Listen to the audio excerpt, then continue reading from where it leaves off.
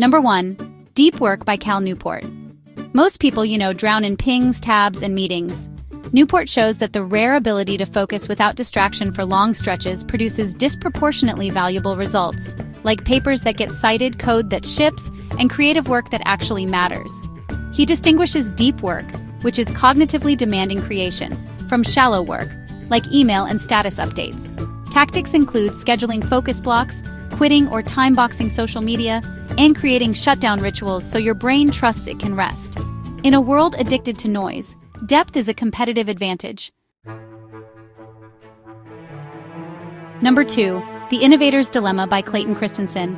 Blockbusters fail not because they're, stupid, but because their success metrics trap them. Disruptive tech begins as worse on mainstream metrics but better on new dimensions. Cheaper, smaller, more convenient. Leaders ignore it because their best customers don't want it, until it overtakes them. Kodak invented the digital camera in 1975 and buried it to protect film. Netflix offered to partner with Blockbuster and got laughed out of the room. Personal takeaway: don't let yesterday's wins blind you to tomorrow's curveball. Number 3. Man's Search for Meaning by Viktor Frankl. Frankl, a psychiatrist imprisoned in Nazi camps, noticed a stark pattern. Those who found a why, a person to live for, a craft to return to, a contribution to make, were far more likely to survive. He developed logotherapy. Meaning, not pleasure, is the primary human drive. You can't always control pain, but you can control the stance you take toward it. Use this during setbacks. Name the why, then ask, what courageous action fits that purpose today? Number 4. Fooled by Randomness by Nassim Nicholas Taleb. We love neat stories, but markets and life deliver messy dice rolls. Taleb shows how easily we mistake luck for skill, confabulate after the fact, and ignore survivorship bias. A trader with 5 lucky years thinks he's a genius right before the fat tail event wipes him out. Build humility into decisions, cap downside, keep options open, and remember that reality is noisier than your narrative. Number 5. Atomic Habits by James Clear. Make good habits obvious, attractive, easy, and satisfying. Make bad ones invisible, unattractive, hard, and unsatisfying. The identity shift is the secret sauce. Don't try to run a marathon, become a runner. Small increments compound like interest. A 1% edge repeated becomes a gulf.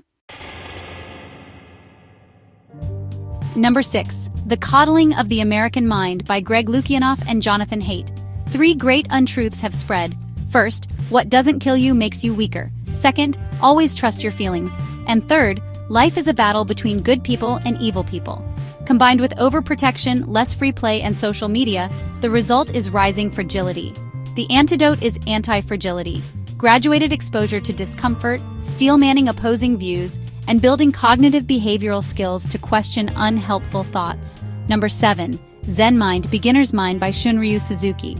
A concise doorway to Zen practice. Suzuki separates the thinking mind from the observing mind and urges returning to beginner's mind, meeting each moment without preconception. Practical kernels: sit daily even if briefly. Notice thoughts and let them pass. Bring full attention to simple acts like breathing or making tea. The payoff isn't esoteric, it's more presence, less needless suffering. Number 8. Influence, Robert Cialdini. The 6 classic levers of persuasion are reciprocity, where we return favors, commitment, and consistency, meaning we align with our past statements, social proof, so we follow the crowd, authority, because we trust experts, liking, which means we say yes to people we like, and scarcity, since we value what's rare. You can spot these in the wild, like limited-time offers, testimonials, or uniforms, and it's important to deploy them ethically when you need buy-in. Number 9. The Psychology of Money, Morgan Housel. Money is honestly more about behavior than spreadsheets. People with identical incomes can end up in wildly different places because of things like time horizon, risk tolerance, ego, and, luck. Being rich is visible, but being wealthy is invisible. Think freedom, options, and time. Some sensible rules: save more than feels necessary, avoid lifestyle creep, and let compounding work for decades, not just months. Number 10. The Paradox of Choice, Barry Schwartz. More options can actually make us less happy. Maximizers chase the best, ruminate, and often regret. Satisficers pick something good enough and just move on. To reduce decision fatigue, pre-decide your defaults. a capsule wardrobe, a go-to lunch, bound your research time, and accept that good enough often leads to more life satisfaction. Number 11, outlive Peter Attia. Most of us, honestly, will die slowly from chronic disease. Attia reframes health span with the centenarian decathlon. Train now for the physical tasks you want to do at 80 plus, like carrying groceries or getting off the floor. Prioritize Zone 2, cardio, strength work, sleep, protein, and early screening. Prevention definitely beats repair. Your 60-year-old self is begging you to start. Number 12, start with why. Simon Sinek. People don't buy what you do, they buy why you do it. The golden circle is why, then how, then what. A clear mission attracts talent and keeps teams aligned when plans change. You can use it personally too. Write a one-line why, filter projects through it, and honestly say no to the impressive things that don't serve it. Number 13, getting the love you want. Harville Hendrix. We're drawn to partners who echo our caregivers, good and bad, because our psyche wants to finish unfinished business. That can recreate pain unless we consciously heal. Some tools are imago dialogue, mirroring, validating, empathizing, making requests instead of complaints, and rituals of appreciation. Love becomes a growth practice, not just chemistry. Number 14, Thinking Fast and Slow by Daniel Kahneman. So there are two systems. System 1 is fast and intuitive, while System 2 is slow and analytical.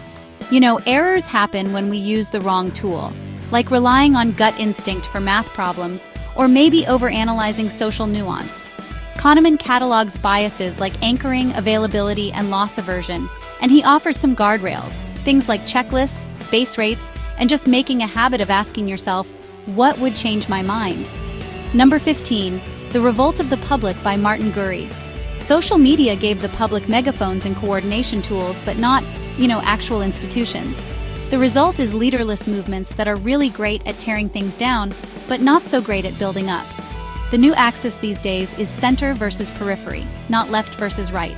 So expect more distrust, more volatility, and we'll see a premium on leaders who can rebuild legitimacy through transparency and competence.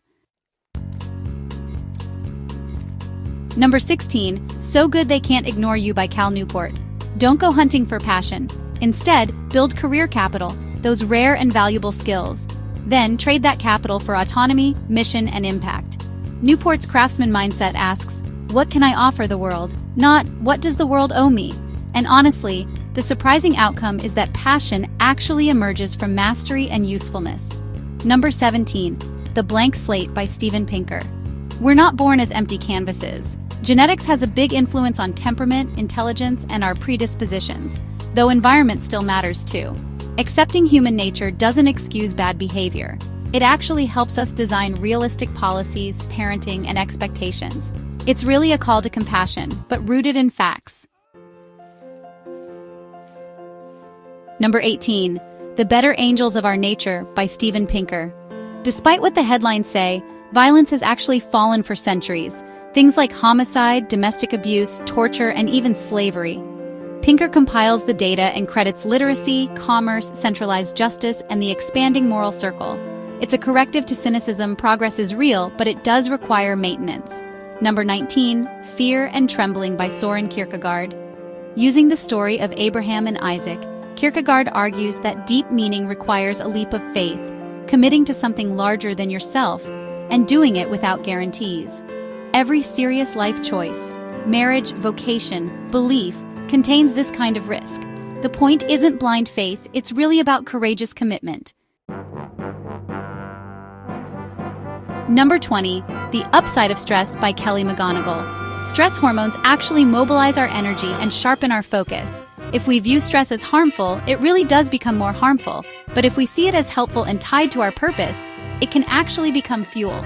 So try to reframe arousal by saying, I'm excited, connect your stress to your values, and look for challenge plus support environments. Number 21, Rich Dad, Poor Dad by Robert Kiyosaki. This one's kind of a mindset primer. Buy assets. Things that put money in your pocket, rather than liabilities that just look like assets. Learn some basic accounting, taxes, and investing. It's not perfect on all the details, but it's super powerful when it comes to identity. Stop thinking like a high-earning consumer and start thinking like an owner.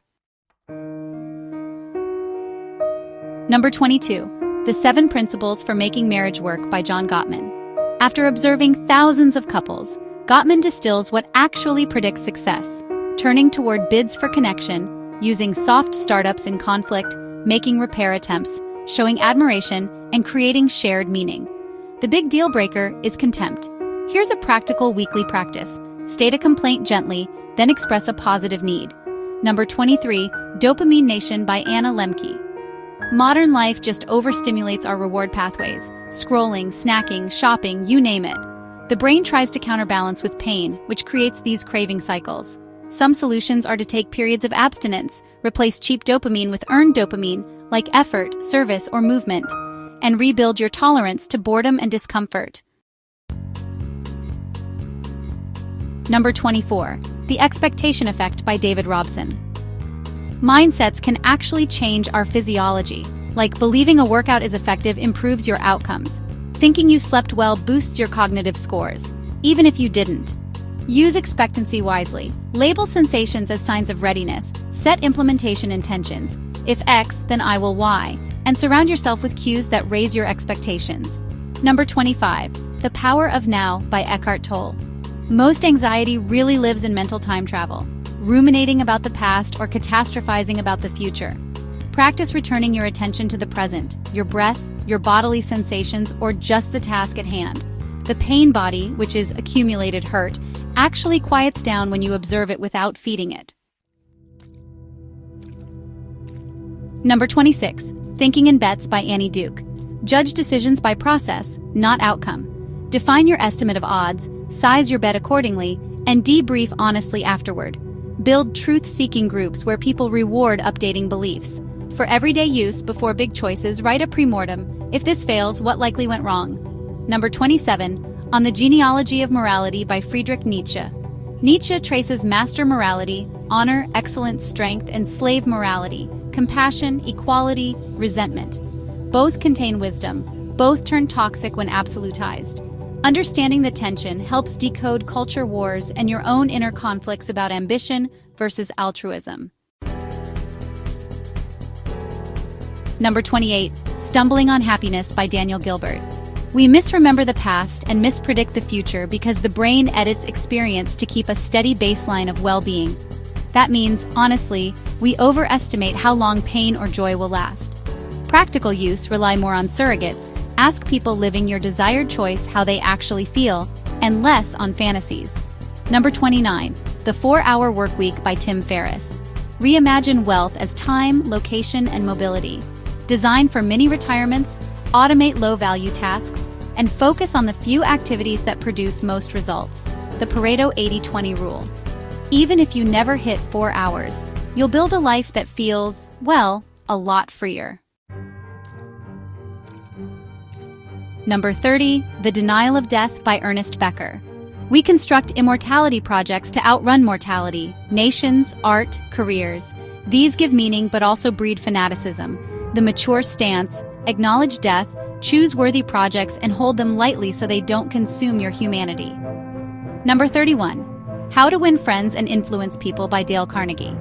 Timeless basics. Become genuinely interested in others, remember names, smile, listen, praise specifically, and frame requests around the other person's interests. It's not manipulation, it's respect. Practice one principle a week and your social world changes. Number 32, Mindset by Carol Dweck. A fixed mindset treats ability as static, dodges challenge, and collapses under criticism. A growth mindset sees ability as improvable, embraces effort, learns from feedback, and persists. Swap. I'm not good at this for I'm not good at this yet.